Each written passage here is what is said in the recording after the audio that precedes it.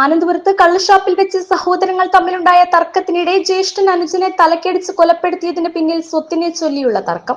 കൊരട്ടിക്കാട്ടിൽ വീട്ടിൽ വിഷ്ണുവും യദുകൃഷ്ണനും തമ്മിൽ സ്വത്ത് പങ്കുവയ്ക്കുന്നതുമായി ബന്ധപ്പെട്ട വിഷയത്തിൽ ആദ്യം വാക്കുതർക്കമാണ് ഉണ്ടായത്. പിന്നീട് ഈ തർക്കം കയ്യാങ്കളിയിലേക്ക് മാറി. വിഷ്ണു മരത്തടിയും കള്ളുംകുപ്പിയും ഉപയോഗിച്ച് യദുവിന്റെ തലയ്ക്ക് അടിക്കുകയായിരുന്നു.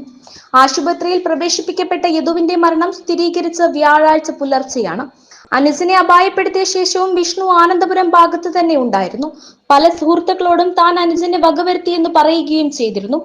വ്യാഴാഴ്ച പുലർച്ചെ മുതൽ ചാലക്കുടി ഡിവൈഎസ്പിയുടെ നേതൃത്വത്തിൽ നടന്ന തിരച്ചിലിനൊടുവിലാണ് വിഷ്ണുവിനെ പോലീസ് കസ്റ്റഡിയിലെടുത്തത്.